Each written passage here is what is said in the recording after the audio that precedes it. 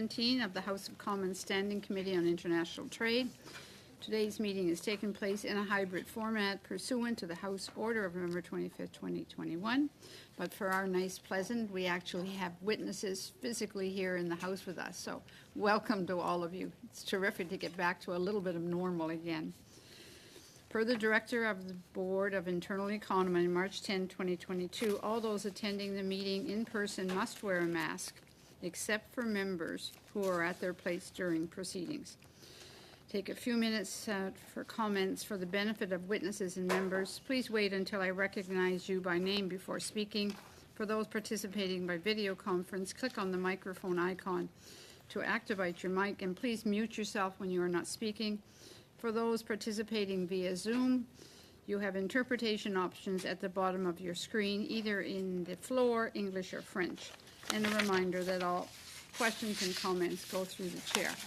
So before we open it up to our witnesses, all of the members would have received a copy of the budget last week, and I just need somebody to move approval. This is the $18,000 budget for the study that we're currently working on. All those in favor? Yeah, I was hoping. I got Chris down. Okay. Anybody objecting? No. Thank you very much, Madam Clerk. She'll be very happy now. All right. Otherwise, she's not going to be able to pay anybody. All right. So today with us, we have from the Canadian Agri-Food Trade Alliance, Claire Citeau, Executive Director. From the Canadian Canola Growers Association, Dave Carey, Vice President, Government and Industry Relations. Janelle Whitley, Senior Manager, Trade and Marketing Policy. Canadian Cattlemen's Association, Jack Schaaf, Co-Chair, Trade Committee. And Fawn Jackson, Director of Policy and International Relations. From the Canadian Centre for Policy Alternatives, we have Stuart True, Senior Researcher. Canadian Pork Council, Gary Storty, Director, Government and Corporate Affairs. And from the National Cattle Feeders Association, Casey Vanderplug, Vice President. So welcome to all of you. We will start with Ms. Citeau. I invite you to make an opening statement of up to 5 minutes, please. Thank you. Thank you for the opportunity to speak about ways for Canada to maximize opportunities in the Indo-Pacific region. CAFTA is the voice of Canadian agri-food exporters, representing the 90% of farmers in Canada who depend on trade, and those growing the economy through better access to international markets. That's the beef, pork, wheat, grains, oilseeds, canola, sugar, malt, pulses, and processed food products. Today, I'll be sharing 3 main points. First, the need to diversify in the region. Economic resiliency is a growing concern around the world. Canada's agri-food system faced great pressures and uncertainty throughout the pandemic. And increasing protectionism continued to disrupt rules-based trade for Canadian agri-food exporters. The best way to manage risk in this uncertainty is to diversify, expand our trade and investment footprint abroad. Opening markets and upholding the rules-based trading system is perhaps the most important thing that the government can do to protect and support the critical role of Canada's agri-food sector to the economy. CAFTA supports efforts to enhance and improve access to large and high-value markets in the U.S., the UK, and EU. CAFTA members also have their eyes set on the vast and fast-growing region of the Indo-Pacific. This is where most of the global growth is expected to come from over the next several decades. In the region, the top priority is the ASEAN.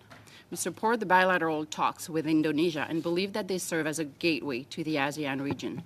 As a market of 643 million people and a growing middle class, this region provides the opportunity to boost our competitiveness and a framework to diversify, in particular with countries such as Indonesia, Thailand, and the Philippines. As a bloc, ASEAN has 5 FTAs, including some with our competitors. Canada's list of Asia-Pacific countries included in FTAs would grow from 4, South Korea, Japan, Vietnam, Singapore, to 10 with ASEAN, with Indonesia, Cambodia, Thailand, Laos, Myanmar, and the Philippines, and to 12 when Malaysia and Brunei ratify the CPTPP. The CPTPP has been largely a beneficial agreement for agri-food, and CAFTA supports ongoing accession talks with economies that can meet its standards. CAFTA also welcomes renewed trade engagement with India, recognizing this is a complex trading relationship. that must be handled with a constructive yet cautious approach. In general, Canada should seek to ensure that trade negotiations recognize the importance of effective implementation. This is so that the negotiated outcomes translate into real growth opportunities for businesses. There are many examples of trading partners not abiding by commitments. This means three things in particular: tariff liberalization, rules of origin and cumulation provisions that support Canadian usage of supply chains, and commitments to build a transparent, stable, and predictable trading platform. Second, the need to address non-tariff barriers. We have shared with this committee before that non-tariff barriers prevent Canadian exporters from achieving export gains in free trade agreements, and we offer the four following suggestions. A, we need to start early in negotiations to clarify the regulatory requirements for our sectors. This means cooperation between industry and government, regulatory and policy staff at home and abroad. B, within free trade agreements, there should be mechanisms for cooperation between trading partners on regulatory standards, approval processes within FTAs. Working groups need to be established early and should include ways to elevate issues to higher levels if no resolution is found in a timely manner. C, human resource requirements of our regulatory, policy, and advocacy agencies increase with each new trade agreement, given differences between countries and the ever-increasing expectations placed on food producers around the world. Sufficient and stable investment in staffing and expertise in our regulatory, policy, and diplomatic personnel is essential to take advantage of trade agreements. And D, to maximize free trade agreements, we should also learn from existing deals and conduct a review of Canada's major free trade agreements to make sure that negotiated outcomes turn into commercial opportunities. As you know, while the CETA holds huge potential for Canadian agri-food, Europe is slow to remove non-tariff barriers. And my last and third broad point is on the need to improve advocacy capacity and industry-government collaboration. While the importance of regular, effective industry-government collaboration should be obvious to both sides, it's not always the case at home and abroad. There's a need overall to enhance Canada's advocacy capacity so that officials are equipped with the tools and information to promote the science and sustainability behind Canada's world-class agri-food sector and can defend a rules-based, science-based trading system. This is key to strengthening Canada's diversification in the Indo-Pacific region. Overall, we all need to do a better job communicating with one another as industry and government, but also with our trading partners, enhance dialogues, encourage greater transparency, and foster more accountability so we can tackle issues before they become problems. This is particularly true after 2 years of virtual discussions, an erosion of trust, a lack of respect of trade rules around the world, and massive ongoing shifts happening in the global trading environment. Thank you very much, Ms. Cito. On to Mr. Carey for 5 minutes, please. Thank you for the opportunity for the Canadian canola growers to appear in your study on trade opportunities for Canadian business in the Indo-Pacific. I'm joined virtually today by my colleague Janelle Whiteley, Senior Manager, Trade and Marketing Policy. CCJ represents Canada's 43,000 canola farmers on issues that impact their farm's success. As the world's largest producer and exporter of canola, Canada exports nearly 90% of what we grow as oil, seed, or meal, and was valued at $13.7 billion in 2021. International trade underpins the canola sector's $29.9 billion annual economic contribution and the 207,000 jobs it creates in Canada. Expanding Canada's trade and economic relationship in Southeast Asia should be a cornerstone of Canada's Indo-Pacific strategy. The region presents exciting opportunities for market diversification, and the government's new strategy provides a platform to build stronger trade relationships in this fast-growing, dynamic region and to strengthen canola's competitive position. On average, Canada exports close to $45 million to canola to members of the Association of Southeast Nations, or ASEAN. While not currently a large market opportunities for Canadian canola oil and meal are expected to increase. This is particularly true in Thailand and Vietnam for canola meal, Malaysia for canola oil, and Indonesia for all canola products. Taiwan and India, also noted in the committee's motion, purchase an additional $10 and $6 million of canola oil a year, respectively.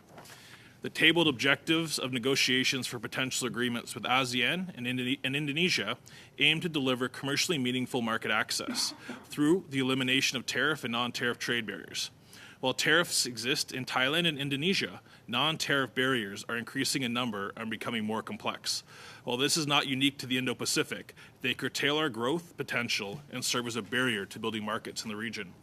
As such, we see three distinct but interlinked opportunities for the government's Indo-Pacific strategy and the committee's study. I'll turn it over to my colleague Janelle to further elaborate on these priorities. Thank you, Dave. So first, trade diversification is an important priority for canola farmers. While canola is exported to over 50 countries, a handful of markets make up the bulk of purchases. Ambitious free trade agreements with Indonesia and ASEAN would significantly extend Canada's network of agreements and provide a platform to pivot and expand our export reach. Duty-free access for canola seed, oil, and meal would level the playing field with Australian canola farmers, whose trade is governed by a 2010 agreement, as well as provide Canadian oilseeds an advantage over the United States. Given its geographic proximity and long history in the region, Australia already enjoys an advantage when selling into leading Asian economies. Second, clear rules to facilitate trade for agriculture products enhanced by biotechnology, including plant breeding innovation, and grown using plant protection products are needed. Such rules go hand in hand with commercially meaningful access, as they are needed to create the certainty to grow new markets and to remove major barriers faced by canola. Considerable time and effort are exerted to manage asynchronized approvals of biotech varieties and missing and misaligned maximum residue limits for pesticides, resulting in delayed access to innovation for farmers or loss of important production tools altogether. With 95% of canola acres in Canada planted to biotech varieties, the two are linked. Farmers should not have to choose between access to innovation and access to a market. Third, an Indo-Pacific Diversification Office should be established to accompany Canada's trade agenda and to capitalize on growing opportunities in the region. Complementary to the Trade Commission Services activities, such an office would focus on strengthening market access, responding to emerging policy and regulatory issues, and enhancing collaboration between government and industry to prevent and overcome barriers in a timely manner. Many countries in the region lack well-developed science-based regulations and transparent commercial environments. A specialized multidisciplinary office could leverage its boots-on-the-ground experience and regional connections to help exporters overcome market risk and proactively find solutions to the complex market access challenges facing agriculture. So in conclusion, the Indo-Pacific strategy provides the opportunity to further Canada's trade and economic ties in an important region. Commercially meaningful agreements and increased capacity to address market access barriers will create the enabling environment needed to grow canola exports.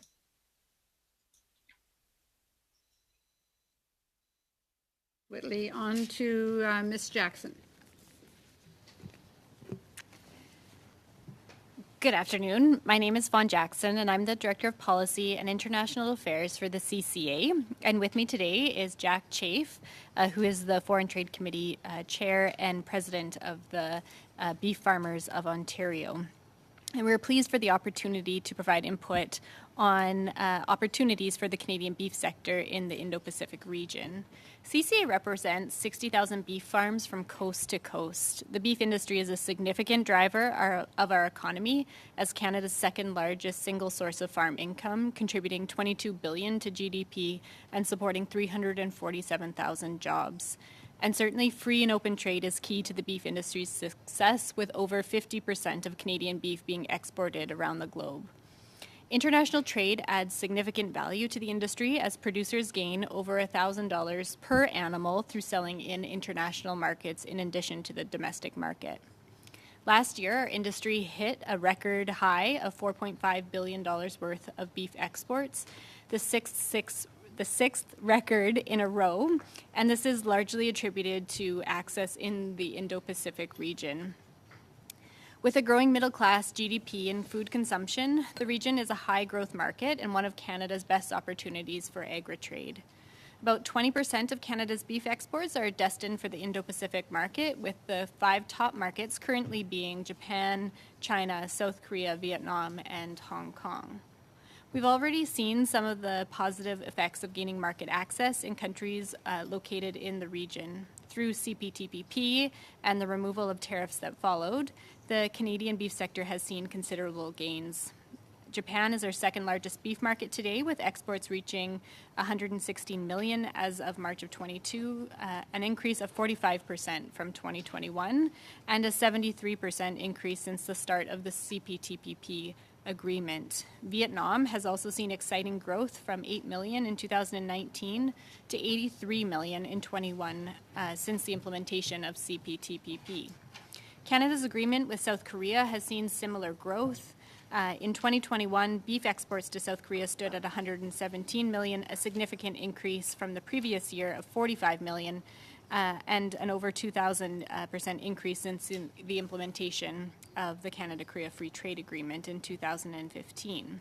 So as you can see by these examples, there is significant growth in the region when we attain meaningful market access, and that is why we continue to encourage the government to attain further access.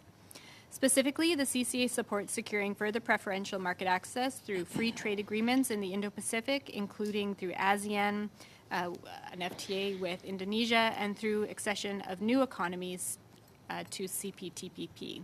And now I'm going to turn it over to Jack to further add to our remarks. Thanks, Fawn. At the same time, addressing tariff removals, we want to focus on further removal of limits that the Canadian beef export, such as restrictions on certain cuts of meat and age of eligibility of cattle. For example, removing the restrictions of bone-in beef for Indonesia or over 30-month access for South Korea and Taiwan. Japan and Singapore have removed all of these restrictions, and we would like to see the other nations follow suit. We also would like to see the focus on increasing our capacity to be proactive, addressing and preventing market access issues, and this could be accomplished by creating a new Indo-Pacific Diversification Office. This office should have the mandate to prevent and resolve agricultural market access issues and would complement current staff in the region and provide much needed technical resources to address new and ongoing market access issues, deepening the connections, supporting regional capacity building, and prevent new trade barriers from arising. We strongly encourage members of Parliament to remove trade barriers around the globe, especially in the Indo-Pacific, given the current demand and growth potentially for beef exports into this region. CCA appreciates the opportunity to provide input on trade opportunities for Canadian business into the Indo-Pacific and would be pleased to provide any further information that the committee asks. Thank you. Okay, thank you very much. Mr. True, on for 5 minutes, please. Okay. To the chair and to the committee, thanks very much for the opportunity to present today. I'm speaking in my capacity as a researcher at the Canadian Centre for Policy Alternatives. It's a progressive policy research institute with offices in Ottawa and 5 other provinces. And I'm going to focus my comments on the Canada-Indonesia Comprehensive Economic Partnership Agreement, but I think that they relate also to the ASEAN and the India negotiations as well. So I'm just going to make 2 points today. The first and main point is that whatever business opportunities exist in the Indo-Pacific, and I'm sure there are many, obviously, we don't need investor-state dispute settlement to achieve them. In fact, putting ISDS into any of these agreements would be harmful to all countries concerned, including Canada. This government celebrated the removal of ISDS from the new NAFTA, if you recall, and they did that because in doing so, according to Minister Freeland, we strengthened our government's right to regulate in the public interest, to protect public health and the environment. And as the committee will know, Canada and the UK also have no intention of including ISDS in their replacement agreement for the trade continuity agreement for 2021. So these were good moves and very much in line with international backlash to investor-state dispute settlement as an unnecessary, unpredictable, and costly handout to big business with dubious economic benefits for countries. The climate-related case against ISDS is especially strong now that the International Panel on Climate Change has warned in its 2022 report that trade and investment treaties could delay or even stop countries from introducing new measures to lower emissions, since countries will be worried about drawing huge ISDS cases for canceling new fossil fuel projects, for example, or for simply not issuing new permits for projects. Canada has been burned by such cases, like the Clayton-Bilcon successful NAFTA lawsuit against the non-issuance of a quarry permit in Nova Scotia, or the pending Lone Pine case against Quebec's moratorium on hydraulic fracking, under the St. Lawrence. New research published in the journal Science last week finds that ISDS claims from fossil fuel companies could reach as high as $340 billion in the coming years as countries start to make moves to meet their Paris climate targets. The risks here go both ways for Canada as well as Indonesia. So in Indonesia, 95% of Canadian investment is currently in the mining sector, where Canadian investors have a very high high incidence of using ISDS in Canada's existing treaties to challenge environmental decisions in other countries. But they also will affect us here in Canada, where there's a lot of Indonesian investment in, say, LNG, right, or forestry or pulp and paper, where future conservation measures or just transition policies may spark also very large claims against Canada, as we experienced under NAFTA. My second argument is about the poor chances, and I would say almost non-existent chances, of getting decent labor chapter in this Indonesia agreement, and that will go for ASEAN and India as well. Indonesia told Canadian negotiators last month that a labor chapter is a non-starter. They haven't included labor provisions in any of their current agreements, including the 2020 deal with Australia. And so I would say we're sleepwalking, or perhaps sleep negotiating, into an outcome that will likely be negative for workers, women, and the environment. For an example of what I mean, a European Sustainability Impact Assessment of the EU's planned CEPA with Indonesia states that the deal, quote, is expected to result in increased demand for employment in sectors historically less likely to meet decent working conditions, including the textile, wearing apparel, and leather industries. Concerns also arise that vulnerable groups, including women and children, would bear the brunt of poor working conditions. The EU Impact Assessment also says that considering Indonesia's rather weak implementation of laws on Indigenous peoples' land rights, increasing trade in sectors where concerns on land rights are relevant, such as forestry and wood products, could run the risk of increased human rights violations. And I won't go into detail on that because I think Greenpeace Canada put it very clearly in their presentation to committee. I'll just emphasize that without a strong floor for labor rights, it is unlikely that Indonesian workers will see any benefits flowing from the CEPA with Canada, and may be worse off. By staying at the negotiating table without a commitment from Indonesia to a high standards labor outcome, Canada is signaling that it is flexible on this critical issue. To conclude, I'll just note that there was a period around 2016-17 when Canada looked to be pioneering a more progressive and sustainable trade policy. The government has done some interesting things since then, for example, with respect to gender chapters in new agreements, taking more seriously Canada's obligations to include Indigenous peoples in the negotiations themselves and the outcomes, and of course taking ISDS out of the new NAFTA. It would be a shame to throw that all away to go back to signing lopsided trade and investment treaties with a new list of Indo-Pacific countries, just as countries like the US and EU are testing more promising sounding worker-focused partnerships in the region. Thank you. Okay, thank you very much. On to Mr. Storty, please, for 5 minutes. Good afternoon. I'd like to thank you for the opportunity to appear before the Standing Committee this afternoon to discuss how trade opportunities in the Indo-Pacific can benefit pork producers. My name is Gary Storty. I'm the Director of Government and Corporate Affairs, and I am pleased to speak on behalf of Canada's pork producers, who are responsible with generating 31,000 jobs on farms from coast to coast. As you know, we are a trade-dependent sector. More than 2/3 of what we produce in Canada are exported either as live hogs or pork products around the world. Over the past 5 years, Canada Pork has exported to more than over 125 countries, and in 2021, these exports were valued at $4.9 billion. The foundation for this success is built on trade agreements such as NAFTA, CITA, CTPPP, and most recently CUSMA. All these agreements work to lower tariffs and barriers that prohibit trade. These trade agreements brought structure to sometimes very confusing import systems and rules of trade that should allow disputes to be quickly resolved. Our industry is fortunate to have trade agreements in key markets around the world, an established industry that knows how to sell and move pork to market. Despite labor shortages at processing plants and supply chain disruptions, Canada Pork gets to where it needs to go.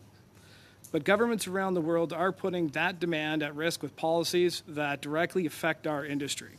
We are concerned by the fact that countries are restricting the use of animal health product, implementing labeling rules, restrictions on how animals should be raised, and being slow to frankly grant approval for whether it's systems or even ability to ship to that country.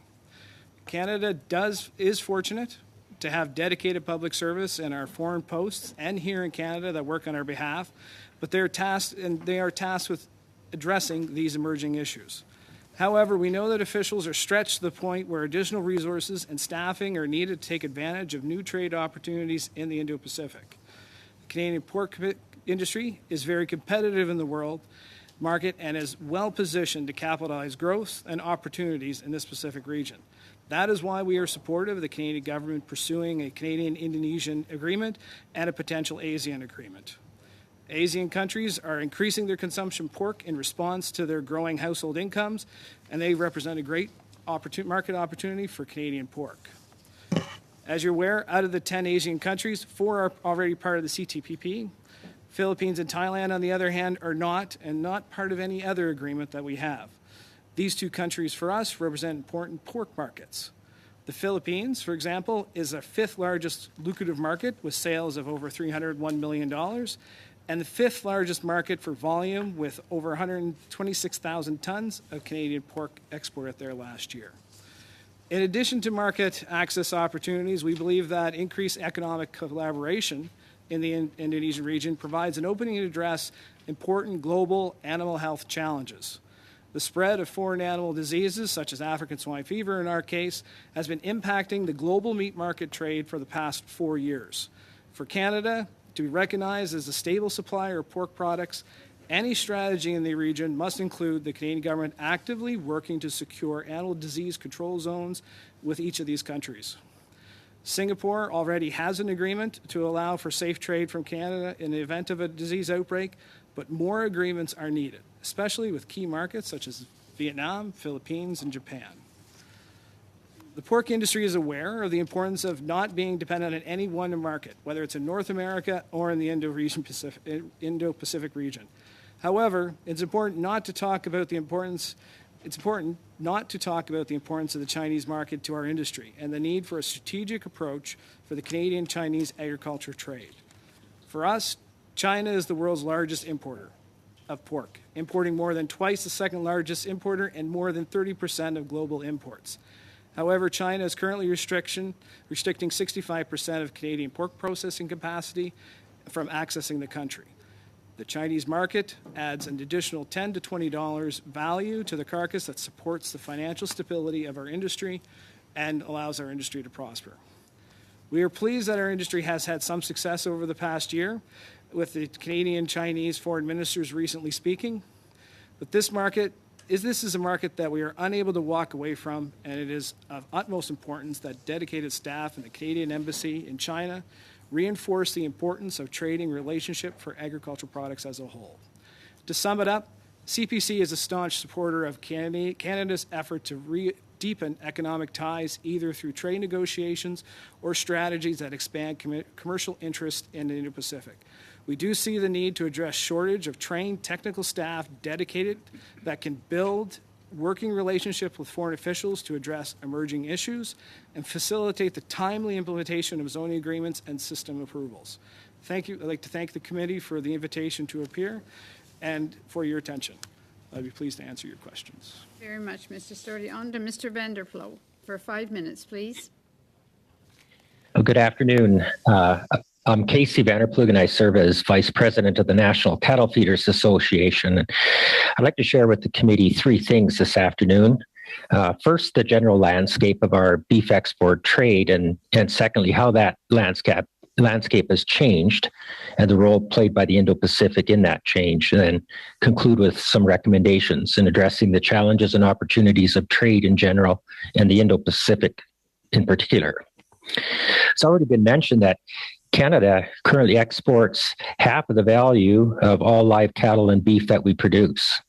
Now, the U.S. accounts for about 75% of those exports, but other important markets are Japan, China, Mexico, and Korea. And those 5 nations account for almost 95% of Canada's beef exports. Over the last 10 years, we have seen tremendous growth in our beef exports. They've moved from about 1.4 billion a year to 4.5 billion last year, has already been mentioned. What's behind that growth, and does the answer there help to inform the future of Canada's trade policy?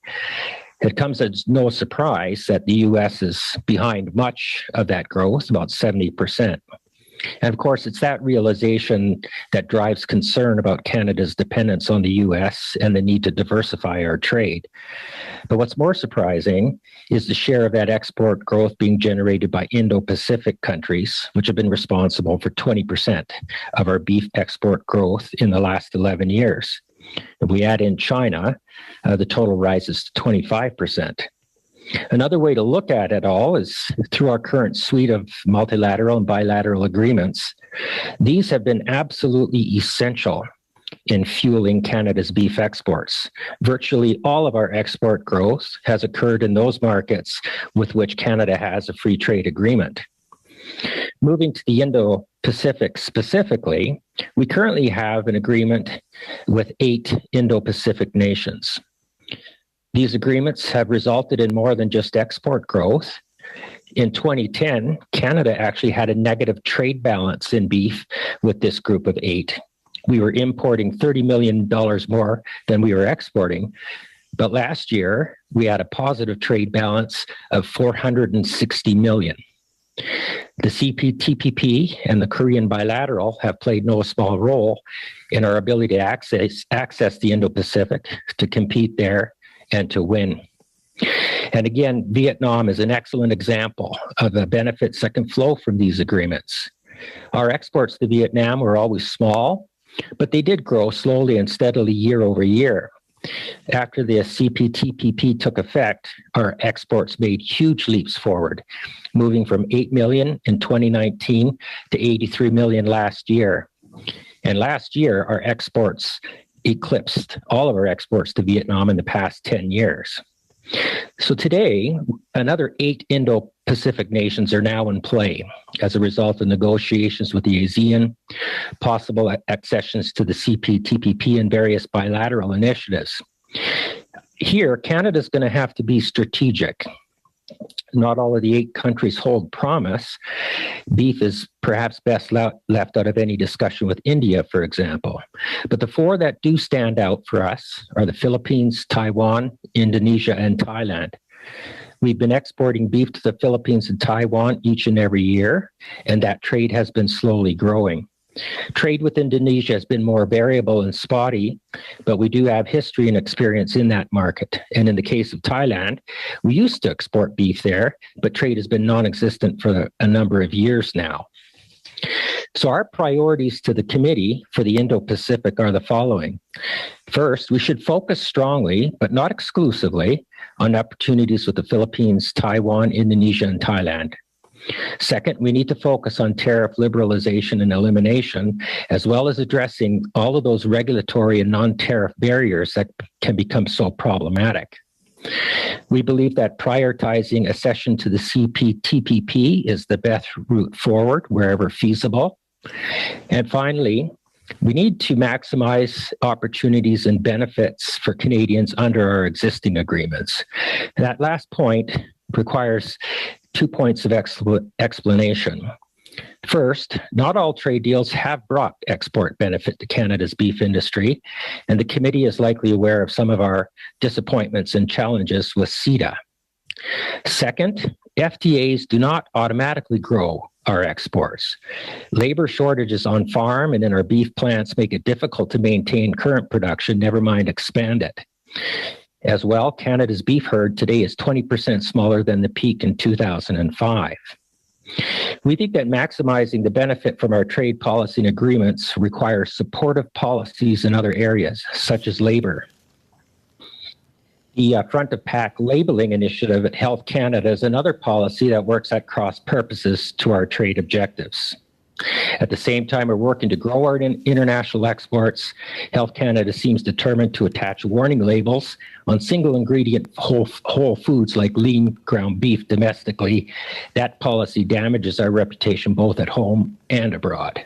Thank you very So much, NCFA would Mr. Plouffe. Sorry to interrupt. Thank you very much for your comments. On to Mr. Baldonelli for 6 minutes, please. Thank you, Madam Chair, and thank you for the witnesses for being here, those that could. It's so nice to have witnesses back here in person, and thank you for taking that time and for being with all of us. I just want to go and follow on two witnesses had kind of shared similar thoughts from the Canadian Canola Growers Association, Ms. Whitley, and from the Cattlemen's Association, Ms. Jackson. We had talked about, or you had raised the whole notion of a kind of an office, a specialized multidisciplinary office, being established in addition to the trade services that are already provided there. So do you think there are enough technical resources in the region, to help grow market access opportunities in Asia? Yeah, I can start and then over to canola. We think that there has been a hollowing out of the amount of technical expertise within the region, and certainly what we want to do is to have an office that would be able to build on the capacity that is there within our consulates. And so, we think that having that technical trade expertise able to work with those existing offices as well as with industry will help us be able to more proactively address the issues that are coming fast and furious at us. And, when we were talking about this earlier this year ahead of the budget, we had an example that was happening in the beef industry. So we had a case of an animal disease that shut down 3 markets for us. And we needed to have those markets opened as quickly as possible. It wasn't, they never should have closed in the first place. So we think that we need more technical expertise, and we see that the future is going to be rocky. And so let's get these people on the ground before we're, really in the middle of it. Would you like to add to that? Sure, I can add, and maybe Dave, who's also in the room, might want to add something as well. So I think from our perspective, we're really looking at rounding out the current capacity.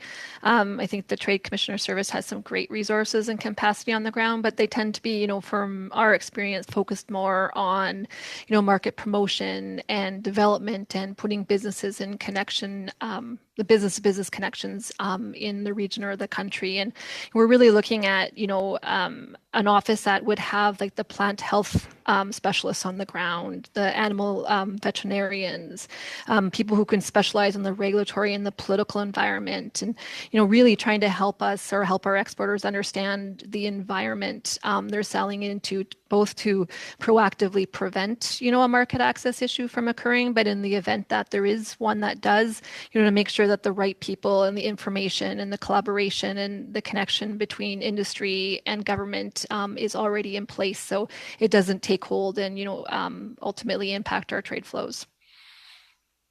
I'd just say, I'd tackle that, but just in closing, that it's about being proactive. An ounce of prevention is worth a pound of cure. If we can get away from trade irritants before they become something, and having an expert on the ground that can walk local regulators through why it's not a concern or why Canada should be, why we've already addressed that issue, it'll go a long ways. It won't be attention grabbing, but it'll be something that facilitates trade and market access before it becomes a trade dispute or a trade irritant. Madam Chair, how much time do I have? 2 minutes and 20 seconds.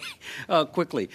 All had discussed, from the trade associations about the need for diversification as an important component reason for entering into these agreements with Indonesia and ASEAN countries. But I also found it interesting, the National Cattle Feeders Association also talked about some of the challenges, be labor shortages, size of beef herd, for example. So my question to all of you is, for each of your sectors, what would be your top trade challenge in exporting to ASEAN countries and other Indo-Pacific countries? And we could start. Non-tariff trade barriers, well, 100% would be canolas as a 90% exporter-oriented crop, $13.7 billion. It's not so much tariffs anymore, it's non-tariff trade barriers. The way they treat biotechnology, lack of science-based equivalency, and a lack of understanding phytosanitary issues and when and where they should be applied would be canola's biggest. Non-tariff barriers and upholding rules-based trade, not only in the region, but globally as well, and making sure that, to Dave's point, that industry and government proactively connect and communicate so that we can better tackle issues before they become problems. Thank you. I have to add, some of the issues that we're dealing with are more domestic at times, whether it's labor shortages, supply chains, shipping issues, logistics to get from here to wherever we need to go. Once we get past that or choose to ignore it, in country, it does come down to some of the technical services. Like, we do have some very good trade commissioners that help us facilitate trade, but at the same time, when they find something that's potentially a problem to trade, that information comes back here to Ottawa to deal with, rather than actually maybe trying to resolve it on the ground in country. I would echo Casey's comment on labor is very serious for our industry, and we do talk about it a lot in limiting our ability for growth. And then beyond that, of course, the barriers, but we have to get the door open, first of all. So if we look at Thailand with a 50% tariff on beef, well, that's, a barrier there. In Indonesia, on the other hand, they have quite low tariffs, but we don't have a certified halal into that market. So, it somewhat depends on the market, but nonetheless, we need to be there because the growth is really exciting for our sector. So thanks for the great question. Thank you very much. Mr. Raya, for 6 minutes, please. Thank you, Madam Chair. This study on Canada's opportunities in Indo-Pacific countries is very important, especially in the light of Global Affairs Canada launching the Indo-Pacific strategy. The pandemic is having a major impact, in my opinion, on globalization, and there's increased protectionism amongst many countries. Obviously, for Canada, trade is important as it accounts for 60 to 65% of our GDP. We need to diversify because most of our international trade currently is with the US, I think is almost 70%. There is potential with India, which I think Canada is considering as a high priority trading partner. This year, we formally relaunched Comprehensive Economic Partnership Agreement, and we have agreed, I think a month back, to considering an interim agreement meanwhile. Taiwan is a major partner. I think it's bigger than India in terms of trade. In 2021, Taiwan trade with Canada was around 10 billion plus, whereas compared to India's of 8.9 billion. While Canada and four Association of Southeast Asian Nations, Brunei, Malaysia, Singapore, Vietnam, we have signed the CPTPP. Taiwan has applied to join it, and we have already begun exploratory discussions with Taiwan for foreign investment protection agreement. So Asian countries are important for diversification. Currently, ASEAN is the sixth largest trade partner of Canada. We have launched negotiations with Indonesia. Combined Asian economies are too big. In 2020, their GDP was 8.2 trillion, with a combined population of about 670 million. Importantly, a working paper recently published by C.D. Howe Institute states that an agreement with ASEAN would position Canada to join the regional comprehensive economic partnership of Australia, China, Japan, New Zealand, South Korea, and 10 ASEAN countries. This is now the largest regional trade agreement in the world and is likely to be an important framework for the future development of East Asian value chains and production networks. All these tell us we should move forward with the trade agreements with the countries in the Indo-Pacific region as soon as possible. My question to Claire Sito, Executive Director of Canadian Agri-Food Trade Alliance. I listened to what you said. I agree with all the three suggestions you made on diversifying the non-tariff barriers and the advocacy. This pandemic, as mentioned, it is affecting globalization. In my view, the protectionism and self-reliance strategy adopted by many countries is going to affect our free trade agreements. Do you think now or in the near future we will have problems with all the existing trade agreement and the new trade agreement in the areas of countries like not abiding with the agreement or by increasing the non-tariff barriers? Is your question about whether there will be new non-tariff barriers Exactly. within free trade Going agreements? forward, you foresee problems in the implementation of the trade agreements we have, like the countries not abiding by the rules of the agreement or increasing the non-tariff barriers? I think this is happening already. This is the case. This has started and way before COVID. COVID, I think, made it only worse. And the whole war in Ukraine certainly accelerates that move towards regionalization. So hence, even more important to have free trade agreements in place and rules, strong rules and disciplines that do work. Because Another question both to you and Mr. True of Canadian Centre for Policy Alternatives. Why do you think Canadian companies are not taking advantage of so many trade agreements we already have? Still, most of the Canadian trade is still with the US and all the trade agreements we have with Europe, CPTPP, etc. Why Canadian companies are not moving forward?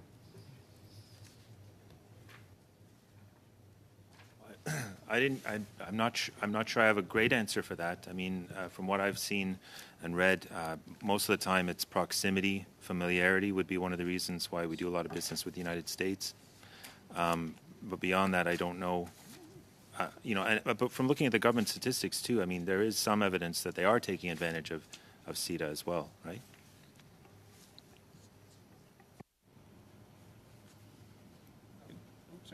go ahead.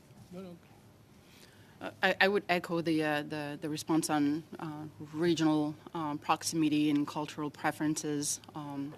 If you look at some of our competitors, Australia, the US, Brazil, Argentina, the EU are also shipping to some of the markets we are shipping to as well. So, If you have any comment.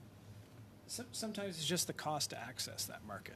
Not necessarily the cost means that the rules or requirements to entry is harder or better. It's just if I have something I can sell for $1 over here and cost me 10 cents to get into, that's where I'm going to go versus I'm going to sell it for $1 and it's cost me 25 cents to get into. On to Mr. Savard-Tremblay for 6 minutes, please. Alors bonjour. Good afternoon to all of the witnesses. I'm very pleased to see you in person. It's been a long time since we've had you here in the flesh. My question is for Mr. True. You spoke a bit about protecting investors of the mechanism that we call the investor-state dispute settlement, which was taken out of the Canada-U.S.-Mexico agreement. So you spoke and said that in the agreement with Indonesia, it's potentially out of that, as well as with the Indo-Pacific one, and you say it's a bad idea. So how would it truly be a problem in terms of protection of rights and the environment with such a mechanism? Thank you very much for the question. And I'm sorry, but I will answer in English if that's all right. We have a report. We put a report out at Canadian Centre for Policy Alternatives just a couple of years ago now. I mean, the Canadian experience is that 2/3 of cases, investor-state dispute cases, brought mainly, well, almost entirely by U.S. companies, were against environmental or resource management policies, right? Whether it's a decision to phase out cosmetic pesticide use in Quebec, for example, or the cases. Bilcon case in Nova Scotia, where it was an environmental assessment process that was disputed by a Canadian investor, basically had some investments in the United States, and this is what we see repeatedly, and in particular with Canadian mining companies. They're the most active users of ISDS in Canada's existing treaties abroad, and they have successfully brought cases, for example, against Colombia, which very recently lost a case where a Canadian related to a mining ban in a very sensitive environmental region of the country that applied to everybody, right? But simply by virtue of Canada having a treaty, a Canadian company was able to sue for compensation in that case. So I think it's a very grossly imbalanced system. Donc, c'est ça pourquoi. So that's why you're recommending that in agreement with Indonesia and in the Indo-Pacific region that there not be such a mechanism. From what you know, if you take the American case, and I know we're getting a bit far away from the subject, but it's interesting to see what happens in other countries. So with the case of the NAFTA, have you seen a before and after? Because it was eliminated from CUSMA. Did we really discourage investors, or did it not really have an impact? Unfortunately, we don't have an after just yet because we have the legacy clause in the NAFTA, the new NAFTA. So there are still investor state cases happening until July 2023. But I haven't seen anything to suggest that investment has decreased or increased since we dropped the mechanism. Yeah. Selon ce que vous avez vu. According to what you've seen or what you've studied, you've told us what we shouldn't have, that is to say, the mechanism in question. Do you have a recommendation on what there should be, indeed, to strengthen human rights and environmental rights?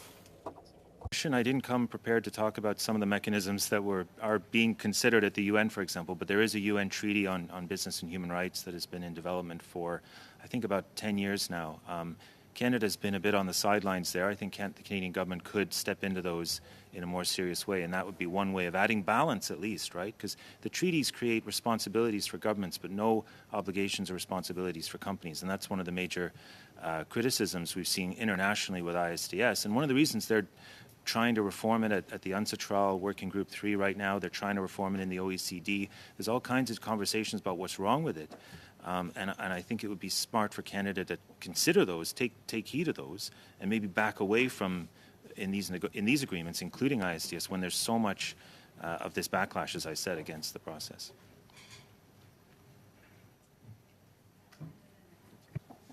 Dans un communiqué que vous avez. In a press release from March 17th, you talk about the National Union for the Protection of Agriculture, the international rather. We're talking about palm oil that threatens at least 187 species that are at risk. So this agreement, do you feel that there would be deforestation that could go against Canada's commitments? Yes, I do believe that, and Greenpeace, who we worked with on that press release, believes that as well. There are tariffs on palm oil, as far as I understand it, that would come down as part of the negotiations. That would almost certainly result in Canada importing more palm oil from Indonesia, and that is a major source, among others, right, including mining, pulp and paper, of deforestation in Indonesia. So I think it would have a direct effect. Je vous remercie. Thank you very much. Mr. Green for 6 minutes, please. And picking up on some of those questions through you, Madam Chair, to Mr. True, I think that for the purpose of the study and perhaps for people who are tuning in, I'd like to get to know a little bit more about your thoughts on the balance that you articulated in the way in which investor-state dispute settlements were ostensibly set up to give primacy to private corporations, and as I'm to understand it, by unelected, unaccountable, really unknown jurisdictions of dispute resolution, kind of outside of the frameworks of any of our legal frameworks. Can you share an example, in your opinion, particular to mining, for instance, in the countries that we are studying now, where this could be a significant problem?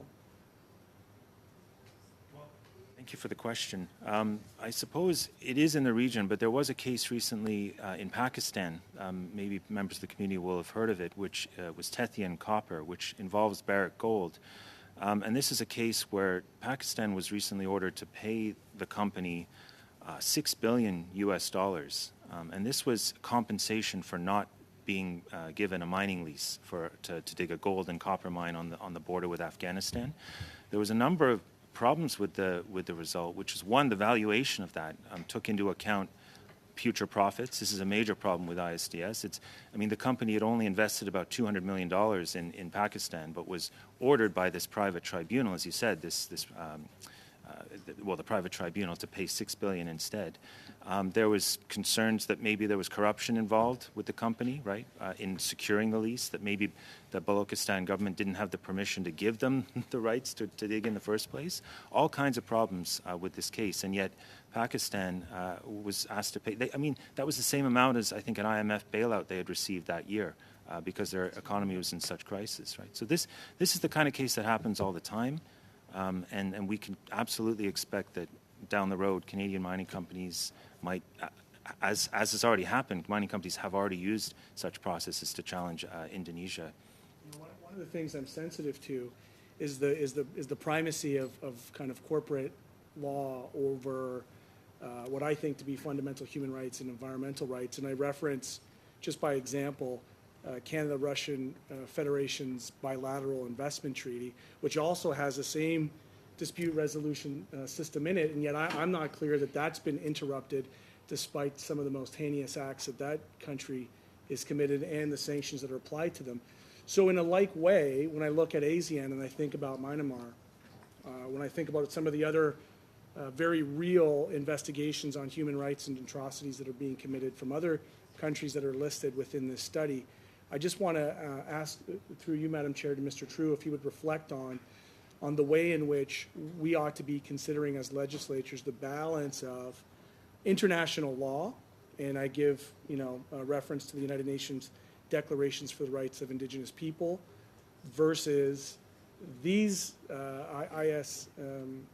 independent investor state dispute resolution processes. It's a big question, and just in general, it's a matter of balance, as you say. It seems to be, and the point of my presentation, I wanted to make sure that hopefully the committee is thinking about ISDS in the context of these treaties because of the specifics of the region, the human rights situations in many of these countries. Labor rights non-existent in a number of them, let alone with Myanmar. It's. But just to be clear, for clarity, when I hear balance, I think equal consideration. And in your opinion, would you care to comment or extrapolate on whether or not we ought to be given the very fundamental human rights and environmental rights consideration over, say, the rights of some corporation and their investors? The CCPA believes that we should be stopping negotiating investor treaties of this kind, investor-state dispute settlement. They don't add anything to the mix. They create a toxic environment in countries, especially where the people can see that their government might not be listening to their demands, but they have to listen to the demands of a foreign company that wants to build a mine somewhere that might be contested. So these things can actually create political instability in countries where we have where Canadian investment exists. And I want to be clear, there's two parts of this. There's the first part, which is our impact in this agreement on the labor markets abroad, their ability to then sue us for having our own protections domestically, but also the many, as you mentioned, the mining sector, there's many more who are operating around the world in ways that they wouldn't legally be able to operate here. So through you, Madam Chair, for the last question, with about a minute remaining, could you please just expand on ways in which those considerations need to be considered for the purpose of the study? Well, a number of instances have come up very recently in the backlash against ISDS. There's been concerns that COVID measures, for example, might trigger a new wave of disputes. There's been cases related to the introduction of new public services that end up competing with private services, for example, in Europe, where completely legitimate decisions by government across a number of areas are getting challenged through ISDS. It can create a chill factor on governments that might be less inclined to introduce new public services down the road, for example. So there's a number of areas. I focused on climate and mining because it's top of mind. We obviously have to be reducing our emissions, and countries will be doing that with greater speed, hopefully, in the coming years. And if we can take out this cost and the uncertainty that ISDS creates, then all countries are better off, Canada as well as Indonesia and the ASEAN. Mr. Lewis for 5 minutes, please. Thanks so much, Madam Chair. Thank you to all the witnesses. Fabulous testimony this afternoon once again. First question through you, Madam Chair, to Mr. Schaffel. I apologize in advance if my verbiage was incorrect. You had mentioned the Indo-Pacific office, and I'm just wondering if you could expand a little bit further with regard to, are you planning on that being a Canadian office? And if so, so Canada takes the role, and then what exactly is that role? What does that look like? Yeah, I think that question was for me, and then maybe Fawn could follow up. Um, yeah, it would be Canadian office as from what I could see, and within that, on the beef end of it, we've got Canada Beef on the ground. They're doing the marketing, but on the regulatory and the technical resources that we need for market access, that's where this diversification office would come into play. I'll ask Fawn to follow up on that. Yeah, certainly our idea would be to increase the technical access and really work, as Janelle had said earlier, that we have really great services from our consulates there already, and so how can we build on that? And I would say that I don't think that we have a complete, clear, this is where it must be and this is must be in the office, but really, I would say the framework to have the conversation to say we see bumpy roads ahead and we want to be proactive in making sure that Canadian agriculture products are given the best chance, both through negotiating trade agreements, but then once they're there, to get real market access through the trade barriers that we inevitably end up facing. Thank you, Madam. Thank you very much for those answers. And again, through you, Madam Chair, to Mr. Storty, sir, you spoke about the pork producers, and that generally speaking, it's doing okay. But I know that I can only assume you must have a lot of hurdles. I'm a bona fide grain farmer myself, so I know that the price of everything is just crazy. But you spoke specifically to labeling rules. So what needs to be changed to make life a little easier for the pork producers with regard to the labeling rules themselves? Yeah, well, for pork and for beef, we have a history of dealing with labeling, country origin labeling dispute in the U.S., where laws like that basically had an impact of over $1 billion. To get that resolved, it took over 7 years through WTO process. There are situations where, and it's impacting other sectors also, where countries are introducing country origin labeling rules. Right now in the U.S., we're watching like product of U.S. rules and see where that discussion goes. So it's a problem where there's new things being popped up or being implemented that could impact trade that's outside of free trade agreements. And the discussion is that it does take extra time and requirements to, one, pay attention to what's happening, so we see it in advance, and then also have the technical ability or even the political ability to intervene to, one, make our case as to why it's going to impact or it's a good or bad decision. And that's where some of what you're hearing today is having extra resources, staffing, knowledgeable technical people on the ground in important markets to help facilitate that. One is early warning system, 2 to deal with it, and then 3 to try to resolve it. Thank you, Mr. Storty. Through you, Madam Chair, I've got about right around a minute left. So the last question of this round will be through you, Madam Chair, to Mr. True. Sir, last weekend, I think it was last weekend, or maybe the weekend before, I don't know. I forget the days these days. Anyways, I was honored. I was actually with my colleague. We were down in the Niagara region, and we visited the Vineland Research Center. And ironically, I have a very similar research center in my riding.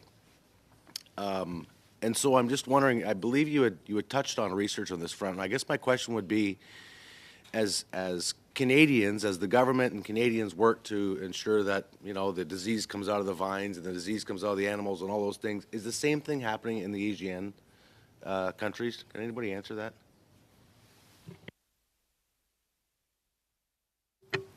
Well, I guess I would note that globally, we work collaboratively on a number of different issues. So there's, for example, the Livestock Research Center in Kenya as an example. And so certainly we all have an interest in making sure that we're addressing these issues that seem to come up even more. And I would also say that in the face of climate change, we certainly recognize that food security is going to be on the top of everybody's mind. And so having investment in research within Canada feeding into the global context is extremely important for all of our futures.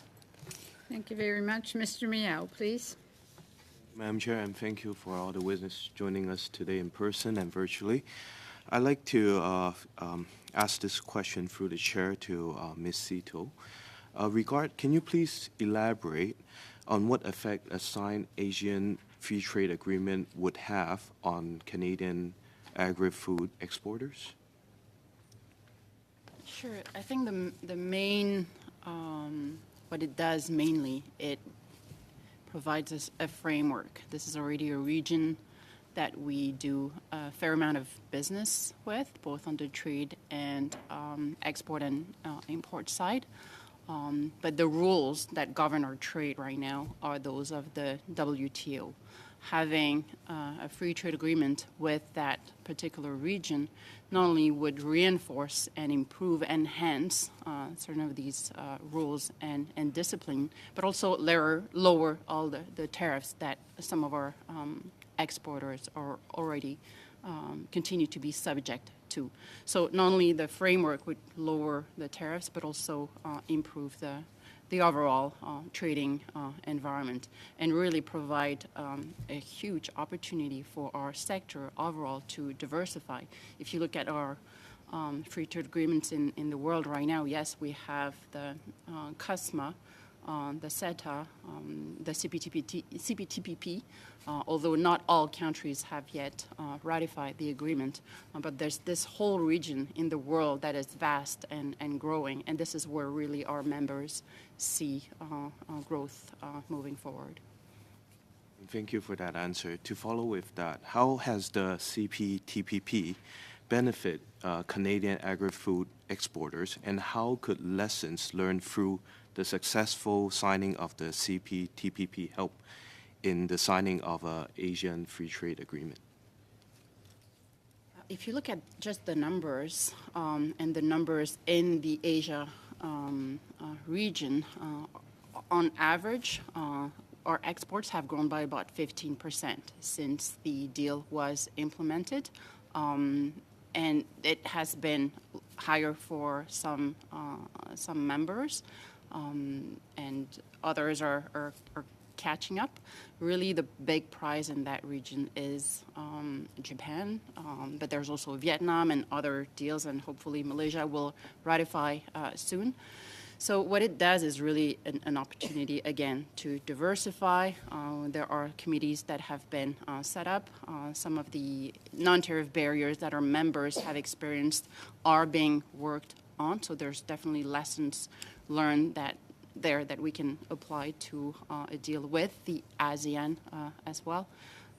So again, an opportunity to diversify and perhaps expand supply chains in the region. I think our membership overall, CAFTA, has a preference for regional agreements versus bilateral agreements because we have an opportunity to enhance our supply chains through cumulative rules of origin in the region. And this is certainly something that our food processing sector is looking at with great interest.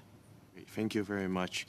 And through you, Madam Chair, I'd like to direct the following question to Mr. Carley or Ms. Whitney online. Currently, what do you believe the most opportunity exists in the Indo-Pacific region for your members, and how can this be improved upon? I'll start, then pass over to Janelle. The biggest markets within the Indo-Pacific region that we're looking at is Thailand and Vietnam, as well as Malaysia. I think one of the reasons that we look at it as such an opportunity is that not only an economic opportunity, but also a risk management tool. At one point, 60% of our exports were going to China. That's too much trade exposure. So right now, we still have 75% of our canola exports going to 5 markets. So having more opportunities to sell Canadian products abroad is good for farmers. But maybe I'll ask Janelle if she's got any more kind of in-depth as to that region.